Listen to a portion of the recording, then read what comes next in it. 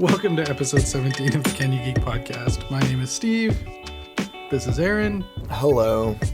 I almost didn't introduce you there.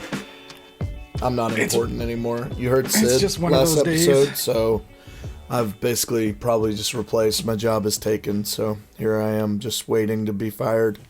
Hire on Sid or somebody else to take my place. Oh, I have a feeling we'll both be replaced soon anyways. That's fair.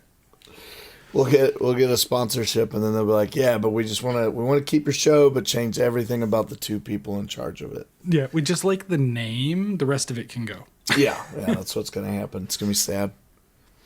All right, so we are coming in to a new week. Do we have anything to catch up on? Yeah, I went and saw one of my favorite artists of all time just surprised me with an anniversary gift. And originally, when she got it for us, we weren't pregnant. So the idea was to go into downtown Nashville for like 3 days, get wasted, have fun drinking, and having a good old time. And then come Tuesday night, enjoy the John Bellion concert. So he started his own record company, and he grabbed his first band called Lawrence. I've linked you a couple of their songs. Yes, you did. And they are awesome live. They were really amazing, and I got their vinyl. Unfortunately, I couldn't get John Bellion's Glory Sound Prep vinyl. It was not there for sale, which sucks because that's the last one I need. Either way, the concert was amazing, so excuse my voice. That's why I'm telling you about it. I'm a little hoarse, like still kind of coming through a little raspy from yelling my lungs out. I had a great time. Jess and I had fun. He was amazing. It was a hell of a show, man. Just a really, really good time. That's awesome. Yeah. And I mean, Sexy Phlegm is always good, so. Yeah, there you go. So we'll just use that and go with it. What about you, man? Anything new? No. Just sick baby, so that's been all-encompassing. Got Fun another market times. this weekend, so I'm trying to get caught up on making stock for that. But Heck otherwise, no. Right on. Yeah. All right. So we are getting back into our top 5 list, everybody. So we're going to go back. We're doing our top 5 DC Heroes this time. Yeah, I mean, we covered villains. Why not go through heroes now? Keep it, keep it combined, if you will. Exactly. And I mean, I'll be honest, leading into this, it was hard to come up with 5. Not because there was so many choices, just because I found... And one of my coworkers said it in like the most succinct way I could think of, and I was trying not to steal his words, but DC's heroes are generic. They're like just cookie cutter versions where all of their, like with villains, I struggled to make a top 5 because there was so many I liked. And it's because all their villains are very nuanced and have like really cool things about them. And I find their heroes not to that same level. Personally, anyways, so. That's fair. I disagree with that, but that's because I feel like right now, and it's nothing against anybody who does feel that way. It's not that I'm against that feeling of the generic. I think that there are some characters that are very generic in DC, but I could say the same for Marvel. I think right now what we're dealing with is the MCU over comic books, over TV shows. The MCU in those movies that Feige's leading that team to do are just so influential that they've brought character to these creations of Marvel, so much so that it's really tough to not see the depth of them and look into them, and it's raised comic awareness.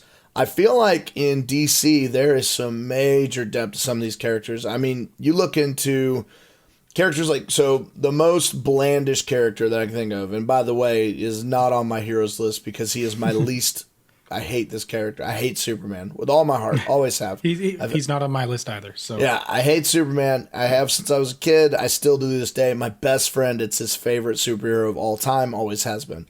Even with Superman, as generic as that character is, as far as like he's the all-powerful, all-good guy, like, he's had moments of depth, and I think it all comes down to the writers. And I think if you read the comic books, you're going to see that these characters are not as generic as people make them out to be. Maybe they're maybe their powers aren't as interesting, which still I disagree with. I think there's some very cool things about them, but there's some characters we're going to list off today.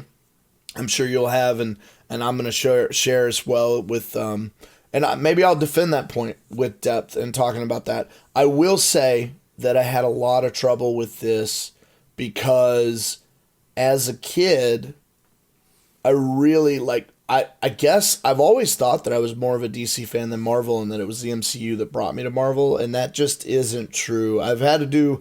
It's funny because as we've done this podcast, it's been a lot of self-reflection on where I stand as kind of in geek culture myself, but within the two diverse comic book worlds of DC and Marvel, the two big hitters, right?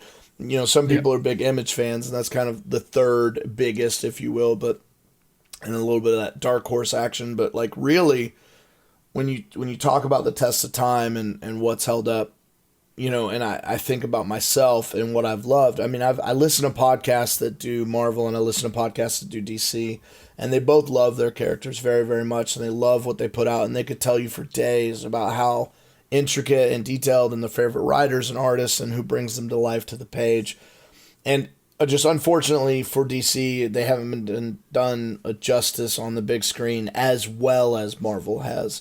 I think a lot of that has to do with some of the darkness that follows DC. I think that whereas Marvel has some dark things that happen, Marvel overall is a pretty generally bright and shiny thing that's easy to love, whereas DC takes some grit. It really takes something, some realization of just how kind of depressing some of it is. As a kid, Counting Crows is my favorite band, but I listen to them now, some of their stuff is just sad. Sometimes I don't want to be sad. And, with DC, I think a lot of times you end up just being very real and very in-depth. And just because we're talking about the cinematic universes, I think that's DC's biggest downfall is they didn't embrace that darkness. Yeah, and we'll talk about that a little bit as we go through these, just naturally, because I think that we're going to cover a spectrum of characters, and we can kind of decompress that a little bit, or it could be another episode topic in general, what DC's doing to shoot themselves in the foot. But, I mean, we've grazed it a little bit, especially the first time we talked about villains. DC's villains are the best. I don't think Marvel. I agree with you. Yeah, and that's the fun thing about DC is that their villains are so incredibly interesting. I think that Marvel, when it comes to their villains just aren't as cool as DC. I think that you do make a point that when I think about all the heroes I love, it's easy to list off a lot of heroes I love in Marvel because they're so good. And in DC, it's not that the heroes aren't good. They're just, I don't know. It's tough sometimes for sure. I'm not disagreeing with that. But when it comes to the villains, it's going to be tough for me in Marvel to really come up with a top 5. I think I know who my favorite is, but it's not that it'll be tough, but it's going to be a harder decision for sure. Yeah, it'll be a lot like what it was today, and I will admit that it was tough for me to come up with a top 5, and some of mine are going to kind of be cop-outs, and I'm going to admit that now to fill my list. I mean, I had 7 shortlisted, but as I went through, there was 4 that could be interchanged. So 4 through 7 it could be interchanged with either one. So, I'll do you one better. I had 1. I kid you not, 1. I really, honestly, when I first approached this, I had 1. Only 1. Yeah. And I couldn't, the rest of them I couldn't. And people already know what that is, and that's fine. We'll get there. But I only had 1. And so I really had to kind of feel out the other 4, and it's going to be interesting because I'm going to tell why. I'm going to back it up. I'm not leaving you guys with nothing. I'm not just going to say, oh, this. Just going to say the name and be like, ah. Yeah, that's what I'm going to do. So for 4 of them, I'm just going to say a name and then tell you some information. I'm just kidding. I'll explain myself. So, Steve, we didn't flip a coin or roll a dice. We haven't told each other our lists, just so you guys know. Same rules from the villains. These again are our top 5 favorite DC heroes, not who we think are the best. Yep, we're not making a best list. We haven't done that yet. We'll come to that eventually. But a top 5 favorite. Personally, me and Steve, we came up with a top 5 favorite list of who we think the best are and who we personally feel in our hearts are our go-to for heroes in the DC universe. So. Yep. All right. So I figured we'll just you started the last one, I'll start this one. Perfect. Instead of I couldn't flipping a coin, remember, so I was glad that you remembered that. So yeah, go for it, Steve. I believe in you. All right, so starting at my number 5, Captain Marvel, aka Shazam, who made his first appearance in 1939 in December in Whiz Comics number 2, created by Bill Parker and C.C. Beck. And I'll be honest, the only reason he made number 5 on my list is because the movie was so damn fun to watch that I had to put him on my list because they did that really well. It's a solid choice, Steve. I got to tell you, it's also my number 5. So well done. Yeah, I'm looking at this. So let's talk about the acronym, what Shazam means, kind of how he works. Do you want to talk about Billy Batson and kind of his story and what's going on with him? And I'll explain my reason for him being on there as well, but I thought maybe you could break down the Shazam and what that comes from. Yeah, so the Shazam is an acronym of the 6 immortal elders, which are Solomon, Hercules, Atlas, Zeus, Achilles, and Mercury, which make up the different types of powers he has. So speed, strength, the electricity, all good ones, flight. He gets his powers by being chosen as the righteous defender for the Council of Wizards. I believe that's even the same in the comic book. Yeah, that holds true. So I do want to break down his abilities because I think it's cool. I like mythology, and I think it's neat that they do this for those 6 immortals. And I think it's neat, the immortal elders. So it's the wisdom of Solomon, which gives him an enhanced intellect, nigh omniscience, omniscience. Sorry, omniscience. I like omniscience. Knowledge and focus of the gods. He gets the strength of Hercules, so it's the superhuman strength. He gets stamina of Atlas, which is superhuman stamina, invulnerability, and superhuman endurance. Power of Zeus, so the power of the unlimited lightning, like Steve was saying. Immortality. Electricity generation and manipulation, lightning, electricity absorption, as well as creation of electrical force fields. The courage of Achilles, so he's superhuman durability. So he's durable, he's got stamina, he's he's just everything. Indomitable. And he's not afraid of anything. Yeah, and then indomitable will. Yeah, and then the last one for Mercury, he's got the speed of Mercury. So superhuman speed, flight, and then the teleportation via the Rock of Eternity. So Shazam is a really neat character, and unfortunately, I don't have a very unique perspective on this than you do because my reason is the same. I will say that when it came to DC and looking over the heroes and I looked at a couple top lists to see why and kind of learn a little bit here and there. All I know of Shazam is what I've, picked up on little bits here and there throughout my readings of DC Comics, but not really a whole lot with him. And then the movie. If you haven't seen the Shazam movie, it is, in my opinion, DC's best work. I don't think I've enjoyed a movie more than that in their cinematic universe currently, and then it's definitely in the top 3 for DC movies overall for me. 100%. Probably still second to Heath Ledger's performance as the Joker in The Dark Knight, but I think it beats out Wonder Woman for me, which is tough because I thought Wonder Woman was an incredible, just absolutely amazing movie. And if you haven't seen Wonder Woman, that is worth your time. It's a good movie. But as I've said many times before, I will choose comedy over drama 9 times out of 10. And like I said, Heath Ledger's performance I still haven't had that moment like I did in The Surprise of Him. And that's probably not fair to the actors who did the Shazam movie and the cast that did that. Shazam was so funny, so entertaining, so good. I cannot wait for the a sequel to come out. I just can't wait. Yes, and they've already said it will be. Yeah, 100%. They've already said there's going to be another one. That's where they did it right. Yeah, and they're building a whole universe around it because they're building. They're doing the Shazamly. Oh yeah, exactly. So Black Adam and the Shazamly, and building around that and everything like that. So if you haven't seen Shazam, it is incredible. I wish I could be more in depth with how where my connection to this character is. I'm sure Steve would like to too, but honestly, I told you guys it'd be kind of a cop out. And as soon as Steve said Captain Marvel, which if you guys don't know the story behind that, they gave up sort of the rights to it in a way where they've just kind of given up and used Shazam primarily. But originally the character was Captain Marvel. So don't not to be confused with the Marvel Captain Marvel at all. It's just this is DC's Captain Marvel and / Shazam. So there it is. And in one thing, just before we go to your number 4, one thing that I've learned recently that actually really makes me interested in reading the comic is in the latest edition of, I don't know what run they're in right now, but in the latest one, Shazam is now evil. He just turned evil in the last one. So I'm really interested to read that series to find out why and what's happening and how it's going to go. So okay, interesting. All right. So for my number 4,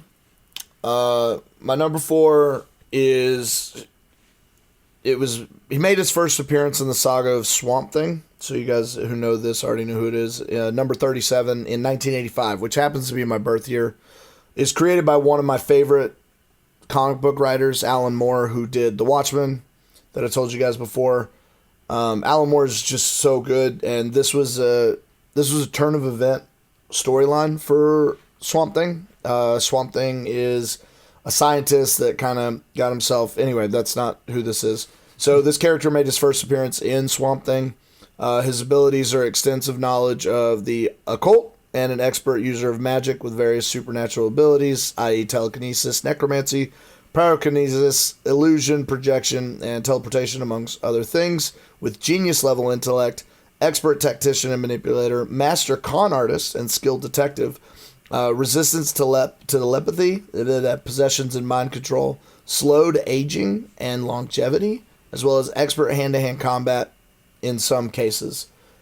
His character was so well loved in the Swamp Thing that it took its own turn. He's very awesome, and that is Constantine. So if you guys don't know who John Constantine is, there was a movie with Keanu Reeves, which funny enough came on while Jess and I were in Tennessee. I love that movie. It was cool to rewatch it. But essentially, John Constantine's not your run-of-the-mill hero, if you would. He's a very in-depth and very interesting character and very cool. I like anything that plays on like the realms of heaven and hell and dealing with that. Even though I myself am an atheist, I do love the concept of like the religious planes and I love John Constantine. He is a very, very cool, neat character. Again, it's kind of a cop-out because I haven't read every little thing about Constantine. I haven't, immersed myself. In fact, my first time ever hearing about Constantine wasn't through the Swamp Thing saga. It actually was via that movie years ago when it came out. And who doesn't love Keanu Reeves? Loved him since Bill and Ted. I love that man so much. Remember, I saw Speed, and he was amazing. Anyway, but if you haven't read anything on John Constantine or haven't seen anything, he's a very cool, neat character. He's gritty. He's got a lot of selfishness about him. He's on a mission, but he's definitely saved humanity many times. So that would be my favorite, my number 4 hero. Nice. That was surprising. I like it. Sweet. So I didn't steal yours. I wondered if we were going to go back and forth. He's not even on my list. So. Oh, that's fantastic. Awesome. Legit. All right. So my number 4 first appeared in More Fun Comics number 73 in November 1941. Man, you were old. I'm so old. You're just keeping them old. I love it. I love it. Trying to see, is there anything else I can give away I can say that might not give away who he is too early. He was created by Mort Weisinger and Paul Norris. He, for the longest time, was the redheaded stepson of the Justice League. He is now probably the best member of the Justice League.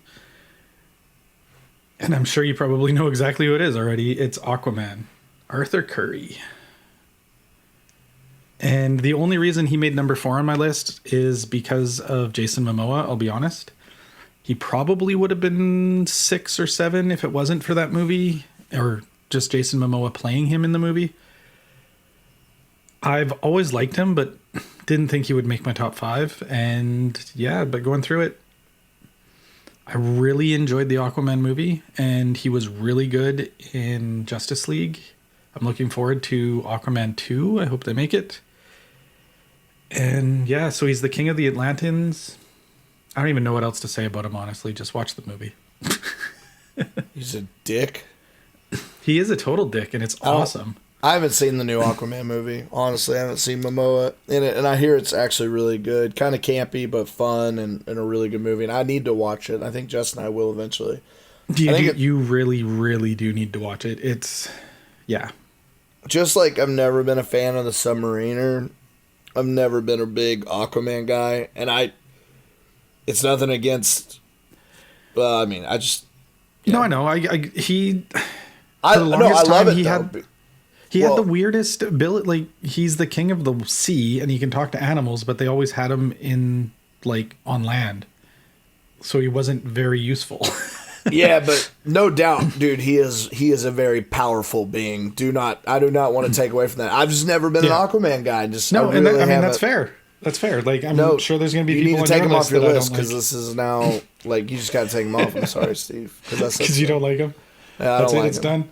Yeah, this is how this works. So, yeah. That's good, man. Now that we're moving into my top 3, which is where I instantly... my 3 were picked pretty quick. The order they were in was shifting back and forth, but this is where you'll get a little bit more in-depth into why, and less like, hey, it's this person. So my number 3, again, we're going old school, actually older than Aquaman. He first appeared in Mystery Men Comics #1, which was in August of 1939. He was created by Charles Nicholas Wojtowski.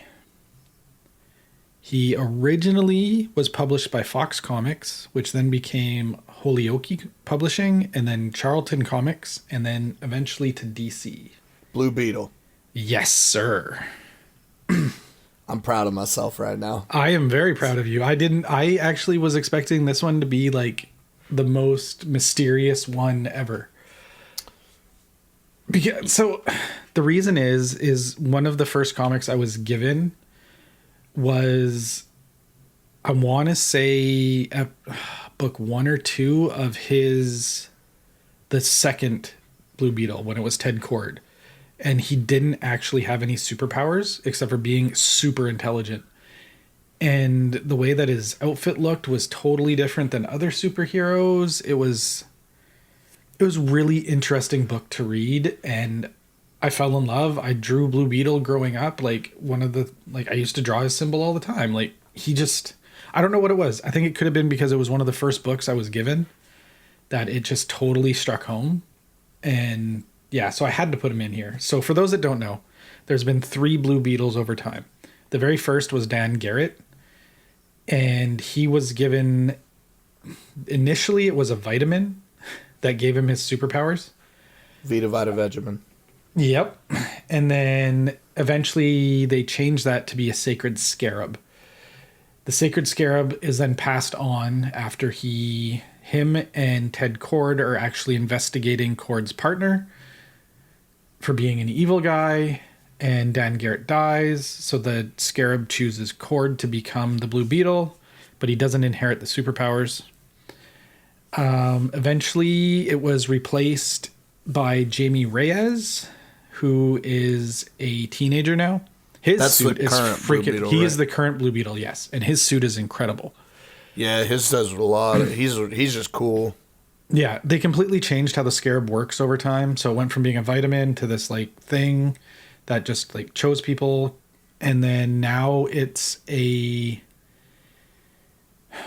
how's the way to put it? It's basically a mind control device. So there's beetles that have been sewed all over the world by an evil organization. And I'll get the actual name because I don't want to butcher it. I'm not going to find it here. But anyways, what they do is they initially tried to take over the world. They got beat, but instead of disappearing, they became this like fake helpful power that would bring technology to the world. and they would choose one person to become the beetle of that world, and the beetle would slowly mind control them over time, and then they sent out a Order 66 order where the beetles would then wipe out their world and populate it for those people to come take over. The Blue Beetles version has malfunctioned and is a symbiotic relationship instead of a parasitic one. And so it's a really cool interaction, and it's well worth the read if you guys have time to sit down and read them. The changes they have done is really, really cool. Yeah, he's Did I steal one of yours? Is that why you're hesitating? You didn't know. I actually guessed that from knowing who it was. I felt pretty good about the guess, and I thought I was pretty confident that I knew who it was. No, I don't have Blue Beetle on my list. I liked it, though. I really liked that choice. I know I hated on your Aquaman choice because I don't like Aquaman. But maybe I'll change my tone when I see Momoa play him. I like Momoa a lot, and he's a sexy, sexy man. I do not mind admitting that. That man is gorgeous. But I think that's a good pick. I think that's awesome that you're kind of breaking them down because, that's one problem with some of the heroes especially in DC. DC is really, really bad about like multiple people being these different heroes, and Blue Beetle's a good example of that, where you have multiple people and people fall in love with their versions of those characters, right? They fall in love with the different people who play these. Like when you talk about Superman and you know who that is, right? There can only be one Superman. That power isn't like passing on. They have created other like Superman-like characters, like in Power Girl and Supergirl and stuff like that. Yeah, exactly. So like when it comes to characters like Blue Beetle, you have these fans that honestly they love their version of them. It's just like when you talk about like Captain Kirk, and well, I guess no, that's not the same. But like who's heading up the Enterprise, if you will, in Star Trek. But this is instead of a ship, it's their suit or their powers. So, that's a good pick, man. I like it. Blue Beetle's neat, and I like the new version of the character. He's really, really cool. Does a lot of neat things, and Blue Beetle's old school, man. That's a really solid pick there. For my number 3, this was also in More Fun Comics, number 73, November of 41. Also by Mort Weisinger and George Papp. He's got abilities as an expert archer, so that gives it away. Peak human physical abilities, skilled hand-to-hand combat, and utilizes high-tech equipment, compound bow, and various types of arrows. We're talking about my man, Green Arrow. That is correct. Yeah, Oliver freaking Queen. So I have something to say. When I talk about cop-outs before, like I said, I only had one on my list, so you guys already know that 2 through 4 are kind of cop-outy. And the reason why is I don't follow. This is again where I had some reflection issues. I don't follow DC quite as closely, and I haven't for years. But I will say that Oliver Queen is one of the best characters in DC. And again, if you know anything about me, as I've made clear, I love funny. And Oliver Queen is like the Deadpool of DC. Like, he is witty and hilarious. So, some of you out there, your only knowledge of Green Arrow comes from that stupid, can I keep going? Can I stay stupid like a million more times, or will people be annoyed? TV show. I hate the gritty version. I know it exists of him. I know that there's like this gritty version of... I like it when he's got a sense of humor. I don't like the TV show. I gave it a chance. I didn't enjoy it. I had a buddy who highly recommended it to us, me and some other friends, and I tried to watch it, and I was just appalled by it. I couldn't stand it. And I know it's a very popular TV show that people very much enjoyed. It is important to point this out in case my friend Andy is listening. Her favorite character in DC is Black Canary. That is the love interest of Green Arrow. So I just wanted to give a shout out to her and her love for the Black Canary, because Green Arrow is the man. He is amazing. He's hilarious, and he's great. And like, whereas I don't really like Hawkeye, I love Green Arrow. So it has nothing to do with his powers. It has to do with his humor. And I think he's neat. He was kind of, when he came out, he's a really a clone of Batman, where he had like his own like mobile and his own like cave and all this other stuff, where he was really, and he's a rich playboy. Like, he has that persona where he's got a lot of money, inherited and stuff, and he's more like gadget oriented, but he does have like perfect aim, and but he's kind of veered into his own, and he's kind of come into his own, and his character is really fun. He's definitely a part of like the Justice League and things like that, and he's a big part of like the Super Friends and things like that in those cartoons. And it was always fun to see good old Green Arrow, and his humor is why I love him so much, and that's how come he got to be my number 3. It was tough. I almost made Constantine my number 3 just because I really like that story. And what he's all about, but just Green Arrow, like I said, just like Deadpool, is one of those characters I just love for the humor. Green Arrow is another one that I just love for his humor. So it's not a bad choice. Thank you. All right, what's your number 2?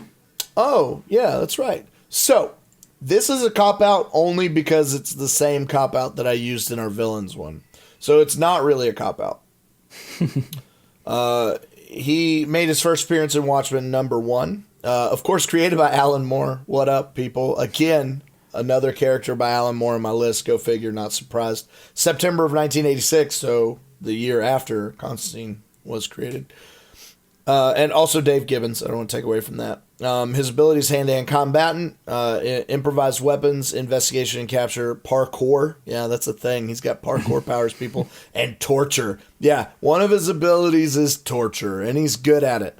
He is, originally it was Walter Kovacs, and his code name is Rorschach.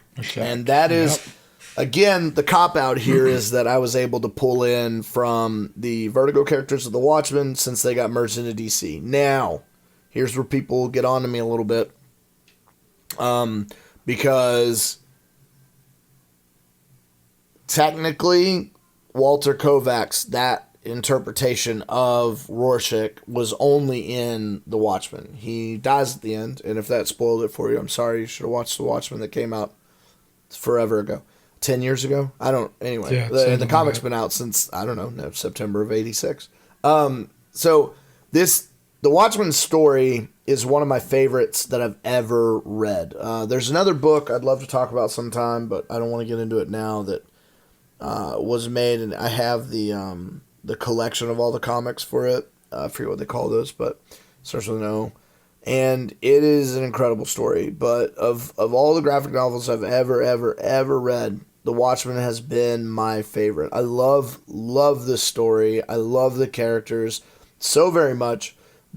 And I came close to putting the comedian on here because I love the freaking comedian. The comedian is such an amazing character, and the actor who portrayed him. So if you guys don't know, I don't read books at all. I think I've mentioned this before. The Watchmen was one of the first times I ever got to see a movie after I'd actually read the literature.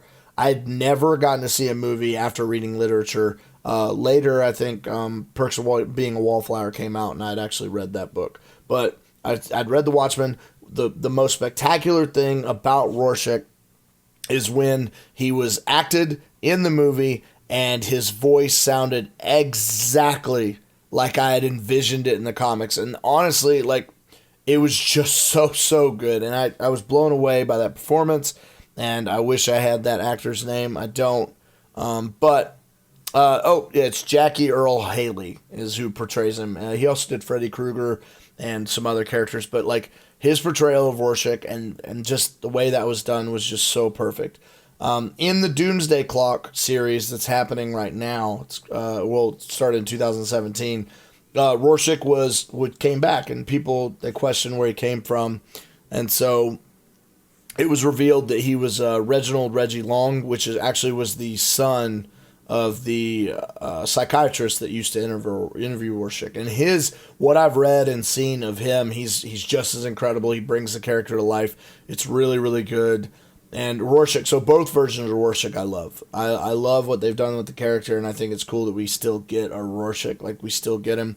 And it's just, oh man, talk about just a character who just makes you want to, oh dude. And honestly, of all the characters like I've loved, I tend to veer towards villains. I'm a guy who just likes villains. I think villains are interesting. I've had friends that say if we got superpowers and they knew that the human race had gotten superpowers randomly, like random people were going. I think I have 3 different people on 3 different occasions that said that they would immediately come to my house and kill me. Whether I've gotten superpowers or not, I have to die because apparently there's no hope for me. I would become a villain. And that it's impossible for me to become a hero. I find that insulting. I think I'm a pretty nice dude. I think I would maybe become a hero somewhat, maybe, probably. I don't know. But either way, I don't think that I deserve to die until it's proven otherwise, right? You would in all honesty, you picking Watchmen characters makes total sense. I appreciate that. Yeah, and it was hard. Yeah. Well, I don't know, but just because, like you're saying, like you wouldn't be evil. Most of the Watchmen characters are very fluid in whether they're good or bad. Yeah, and they're very human. That's what I love about Watchmen. Is other than Dr. Manhattan, all these people are humans, just making it happen. And you see that. I mean, Constantine is pretty human. He has a extraordinary experience happen with Captain Marvel. I mean. Shazam. Billy Batson's just a normal kid. Like, it's relatable. Like, it's a kid that can do that. And who doesn't want to be a kid who gets superpowers and get that? And Green Arrow is just a normal guy.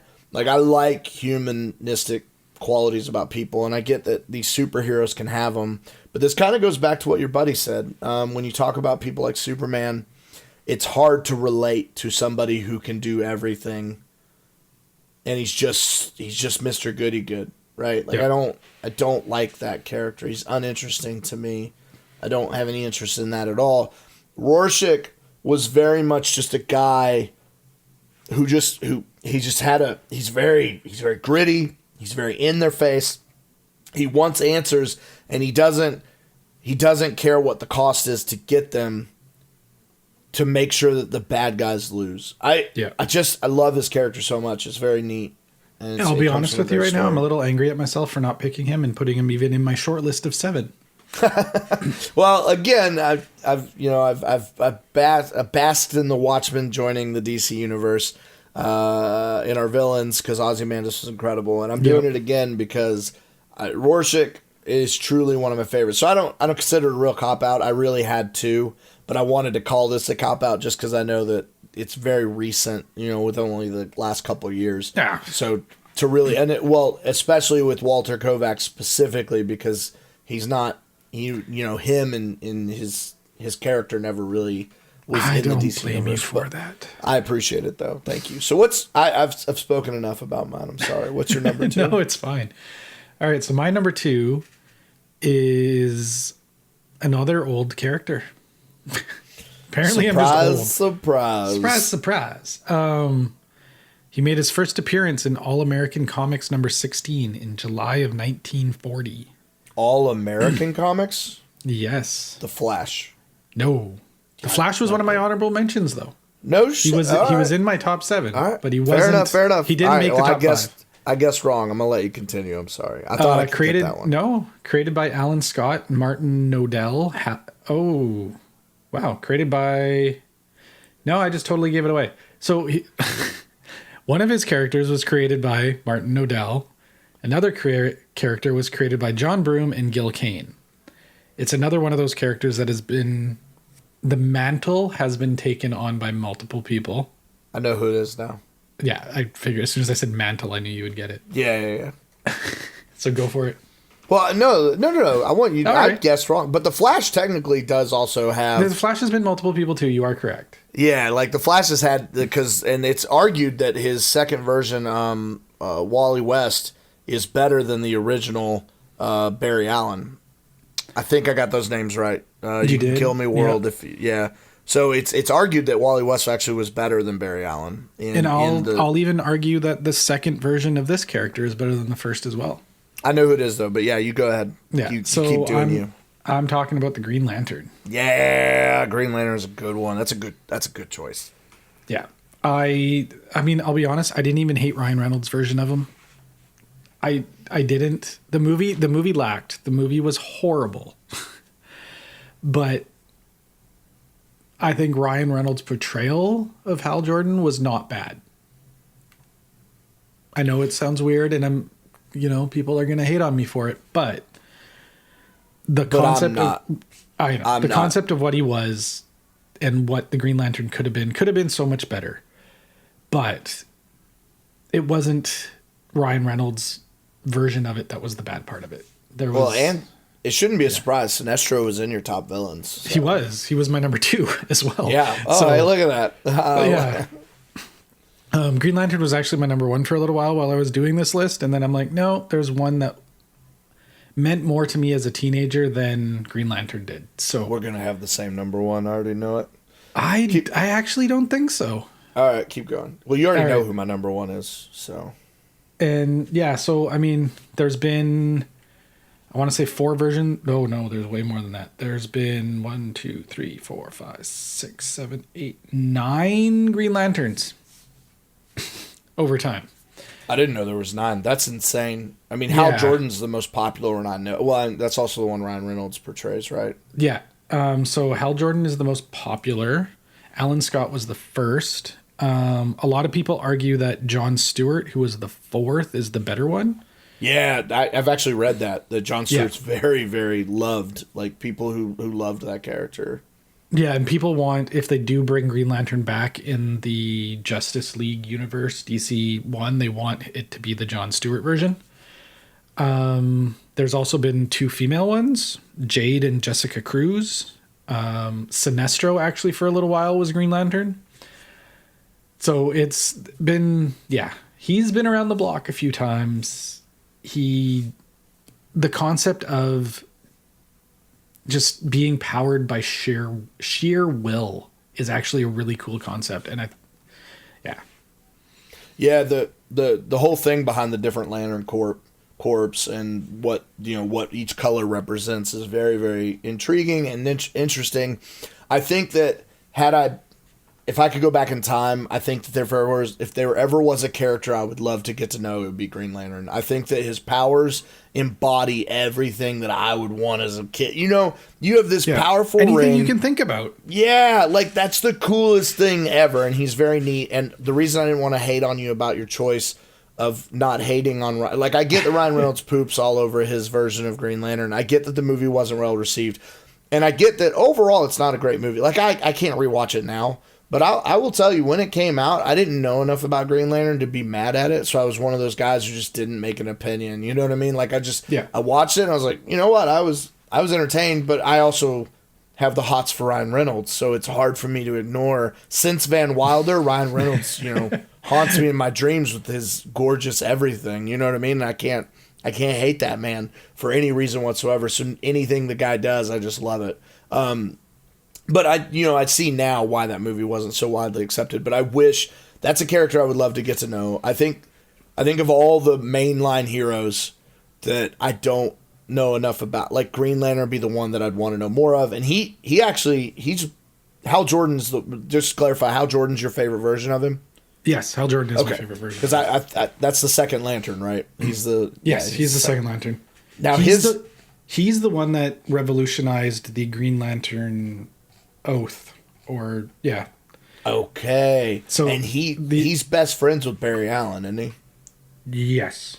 Like him, and they have like a bromance that's really, really cool to see. Yeah. Yeah. Okay. So the initial Green Lantern oath, which was done by Alan Scott, is just an I shall shed light over dark evil, for the dark things cannot stand the light of the Green Lantern. It's not a bad oath, especially if you say it properly. No, right. But when it became Hal Jordan and most of the current ones, it changed to what everybody knows now, which is, in the darkest day, in the blackest night, no evil shall escape my sight. Let those who worship evil's might beware my power, Green Lantern's light. Just has a much more intimidating ring to it. Yeah. So...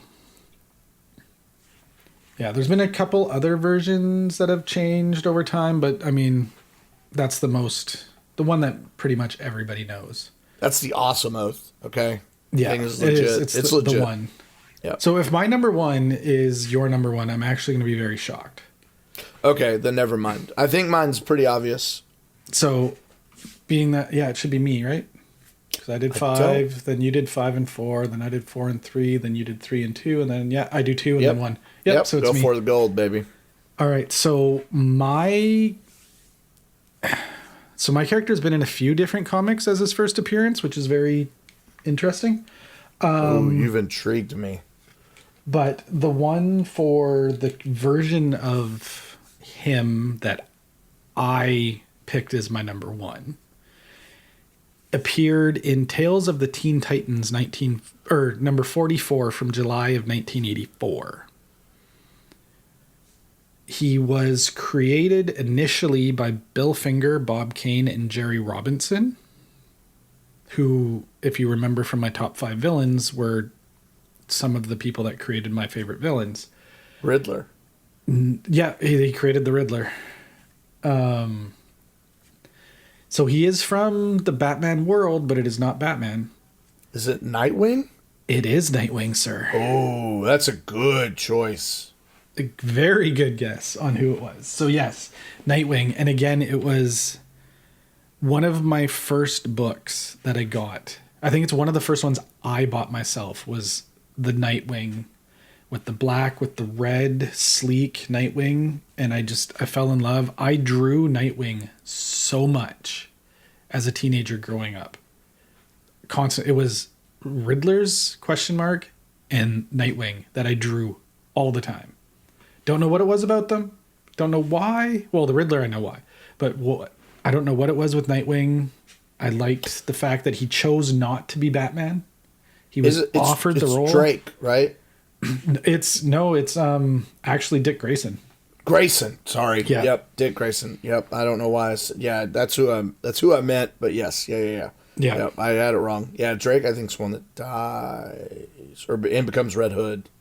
Yes. So either way, Dick Grayson, the original Robin. The original Robin, yeah. Yeah. He starts off as Robin with Batman, transitions off in his slightly older teenage years to be the Teen Titans leader. And then as he goes into early adulthood, he is faced with a choice to basically be Batman. Or no, it's even before he gets that choice. He struggles with just being Robin and being like this sidekick, and he wants to kind of be his own hero, which for those that watch the Teen Titans cartoon, my kids absolutely love it and we've watched it. Robin struggles with that in the cartoon, and it is incredible to see where he's like, why aren't we heroes? I need to be known. Yeah, it's so good. Like that's an incredible little cartoon. It's so well done. Yeah, I've only watched it a couple times, but it is good. It's worthwhile. Yeah, and so as he gets older, he branches off and becomes his own superhero, which he calls Nightwing, and he goes to the city next to Gotham. Like he leaves Gotham completely and goes to this really shitty city next door. I can't recall the name of it right now. But as he comes back, he gets offered to become Batman because Batman needs help. And instead of taking on the mantle of Batman, he feels Nightwing is powerful enough by itself to continue on as being its own hero and refuses to take on the mantle of Batman, but works with Batman. And it's a really, really interesting storyline they go through. And it's,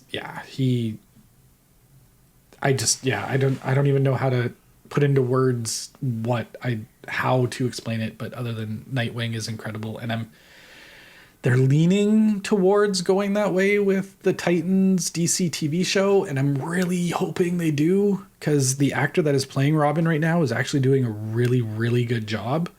And I'm super excited for Titans Season 2, which should be soon. Oh, wait, you're not talking about the cartoon. No, this is the actual the I live haven't seen action the live version. one. I was talking about I love the cartoon. It's silly. No, fun. the cartoon is silly and fun and absolutely great. And the movie, Teen Titans Go to the Movies, is... Oh, I never saw that one. Oh, God, it's so good. Again, having kids is amazing because I get to watch all these things and not feel guilty about it. Yeah, well, I don't feel guilty about it now. No, I know you don't. Things, but at least I'll have an excuse when I've got a kid. My boy, when he's born, he's going to I'm gonna just shove all the comic stuff down his throat. Yes. And hopefully he'll learn to love it, or he'll learn to love it. But yeah, the he'll learn to love it. Let's hope so. The TV series that they're doing it's worth watching. Doom Patrol not quite as much, but oh really? Doom Patrol's not good. So I like it. It is good. I like the humor in it. It's just I almost feel like they went too humorous with it, and that's what kind of bothers me. Oh, I probably would love it then. Probably I honestly think you more. would. It's the characters in. I think the characters in Doom Patrol are way more unique, and it's really cool. There's little things like that's a very low key group to be bringing together for a show, like you know what I mean. Except for it's headlined by Cyborg. Cyborg is the main character in Doom Patrol. He's not part of Titans. Interesting. Yeah. Okay. And so is Beast Boys and Titans, but he introduces you to the Doom Patrol in the Titans season 1. Okay, interesting. Yeah, so their universes are completely connected. Titans and Doom Patrol in the TV series. Is that on what station's that on? I know it's on the WB. Okay, so it's the the DC same app. Yeah, I think the it's CW on, though. Is it on the CW? I don't know because it's very adult. Like Doom Patrol is super adult. Interesting. I'm just checking quickly to see if it's on Netflix. Oh, I doubt it. It's if anywhere, it's no, it's on Hulu. it's on Netflix.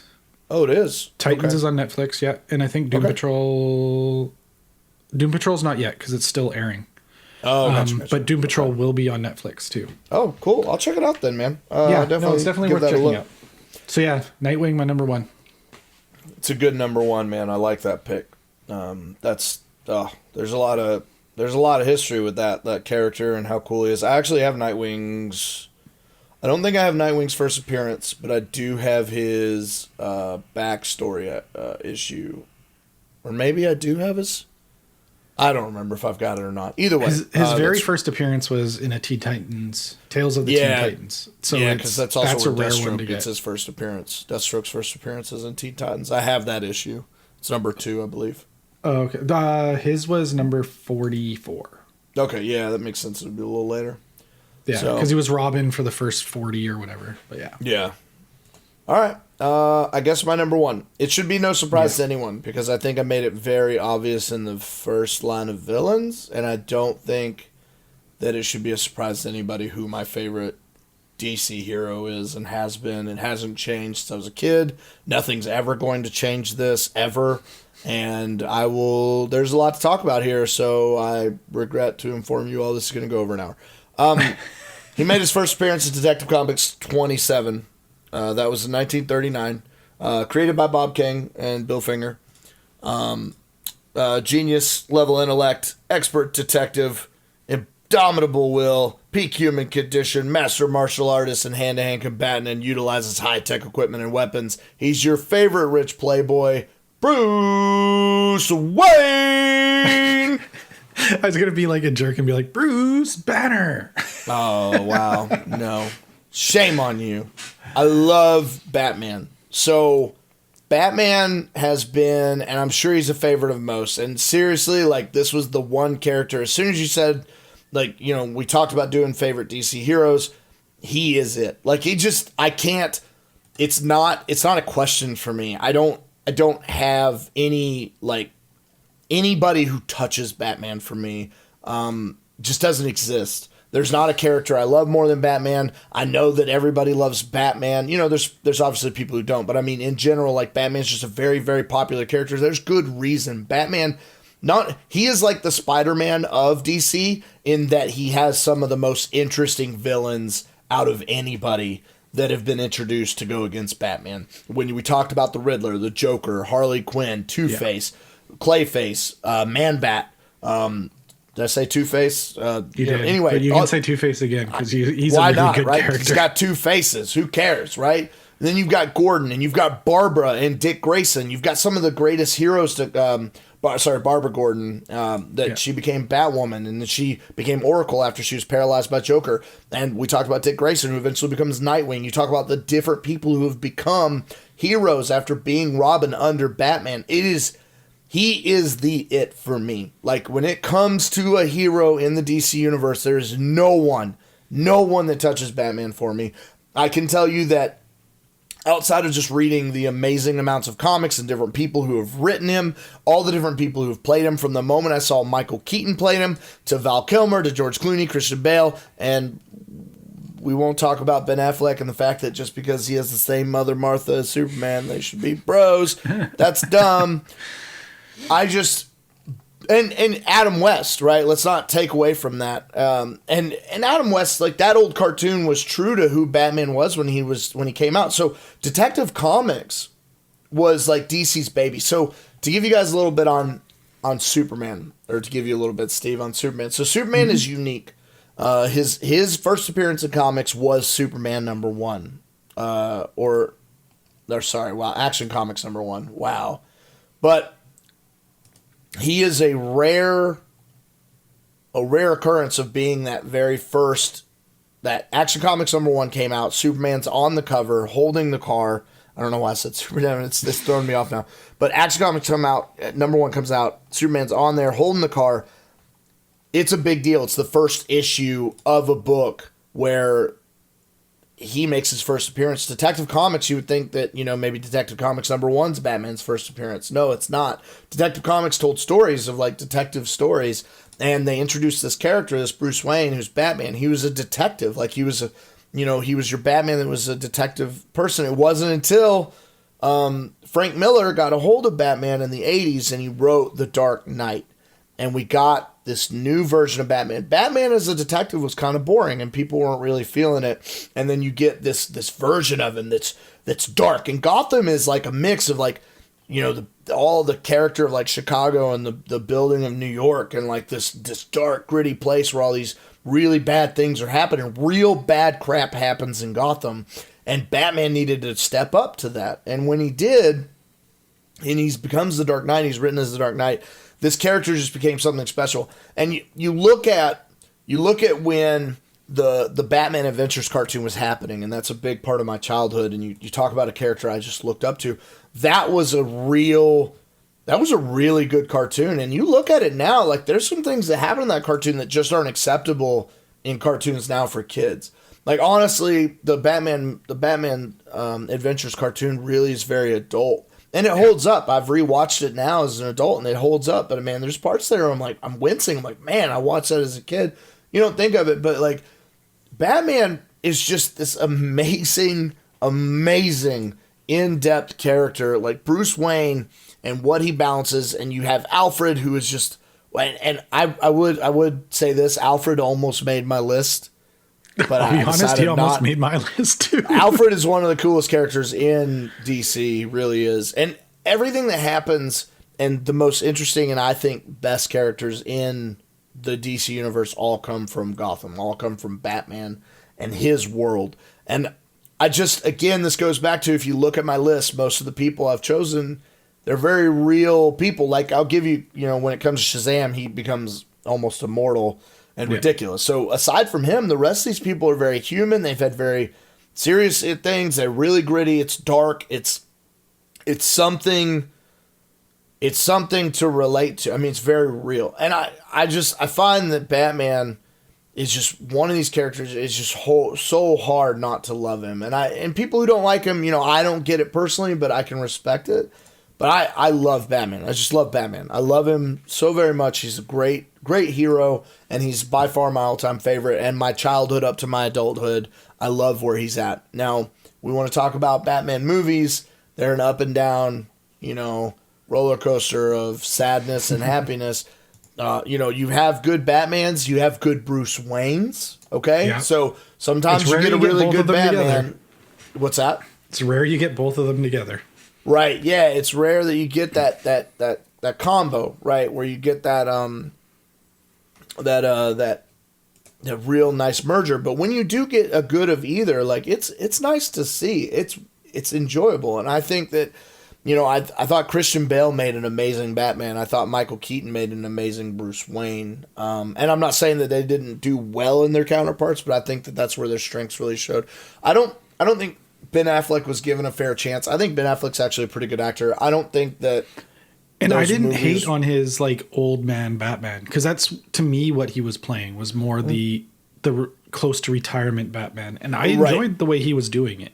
And there's a version of that. That's actually where the Dark Knight comes from. That's Frank Miller's interpretation of Batman. It's you know, he does the Dark Knight series where he does evolve it to an old Batman who's like, you know, ancient almost, like he needs to be done, retired, and he's still doing things beyond his age. And like you could see Superman break his back, like him end up dying when he has the suit where he beats the crap out of Superman.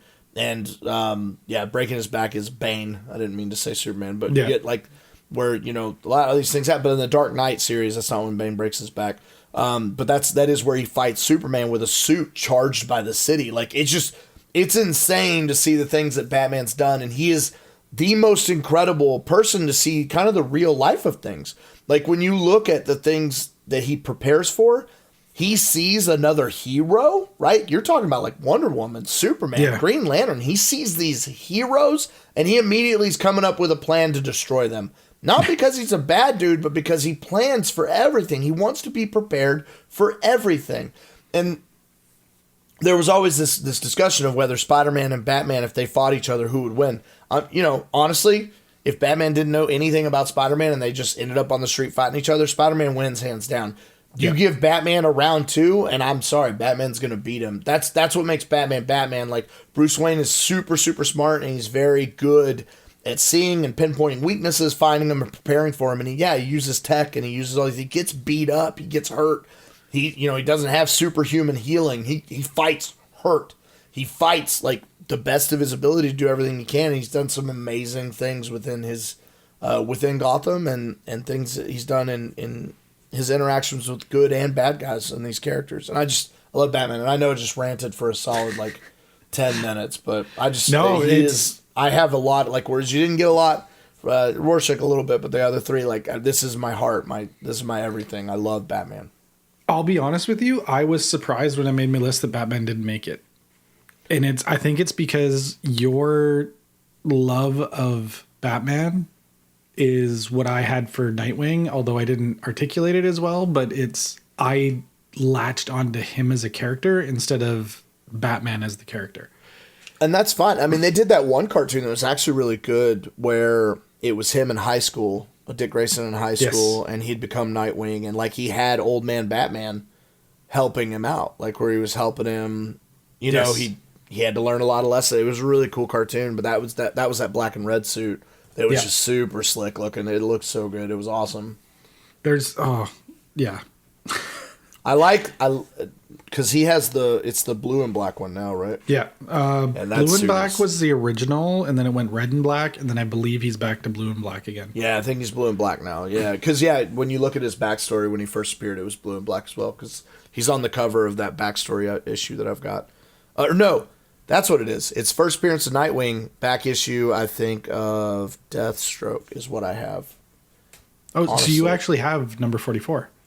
I think I do. Because if he's on the cover, that was number 44, where he's wearing like the blue and black with the big X in the front. Yeah, is it like a red comic? I think so. I mean, I think I might have it. I might have... Excuse the keyboard clacking as I bring it up.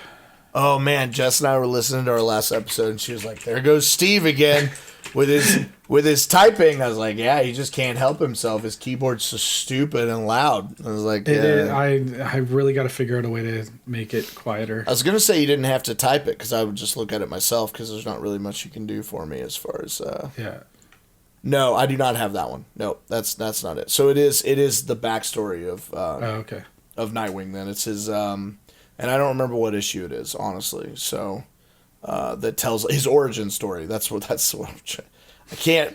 I could never figure out what I was looking for there, but yeah, his origin story. So, but yeah, man, I like the lists, honestly. So do I. I like this list. Except for Aquaman, you made a really good list. Like, I liked it. You know? Well, I had to. I don't know. I went with my favorites. Like we said, it's my favorites, not the strongest. No, I know. I almost put him higher up, but Because I did like Aquaman growing up. As weird as he is, I don't know why I liked him growing up. Suit, though, man. I know. Really? You could look at the old orange and teal and yellow and be like, yeah, that's a man. The golden right there. green is so good. The golden green, though. So bad. So bad. Ugh. Blech. Blech. Oh, I want to tell you about the movie so bad. Yeah, don't do that. I don't want that ruined. No. I will watch it. Eventually, Yes. I'll find the time, and I will. It is, being that we don't have any, like, you must watch this episodes Yeah. coming up, it is worth watching. I think you and Jess would both really like it, so. Yeah, so just one more thing with... No, you know what? We should make that... No, we'll talk about it. But All right. tell them how they can reach us, Steve. Yep, you can reach us on Twitter at CanYouGeek or at Southam Designs. You can reach us on Facebook at CanYouGeek Podcast or CanYouGeek Nerds. You can email us at show@CanYouGeek or find us on Patreon at CanYouGeek. We're everywhere. Awesome. Yeah, we're here, and it'll all be in the show notes. Steve does a good job editing everyone. He's the main person doing that, and we appreciate your support. We Thanks do. for sharing us, and we see the downloads and the people and the growth. Yes, And I wanted to tell you, since you didn't know yet, we are now currently, I'll just get the updated number. I'm very impressed, and I want to thank everybody for us being over 300 downloads. woo! That is a milestone. As of Thank right you all now, for we your are sitting support. at 320 officially. So Heck thank you, yeah. everybody. Yeah, and keep sharing it with your friends, people who love it. I know that we have people yell at us that have talked to us that don't like some of the things we say, and we love that. Keep telling Yes. us more about what you don't like. The only way we're going to get fix better. ourselves, or hear you out, maybe have you on. As Yes. you saw, we've opened up the floor, the floodgates. We got a guest, so love that. Love this, Steve. It's always a pleasure talking to you, man. It is. I miss you, man. Yeah, you too, brother. You too, brother. Oh, brother. Oh, brother. Oh, brother. Yeah. Later, nerds. Later, nerds. Today's music is used by permission from the artist Broke for Free. The song is called Something Elated. You can find it on freemusicarchive.org under the user Broke for Free.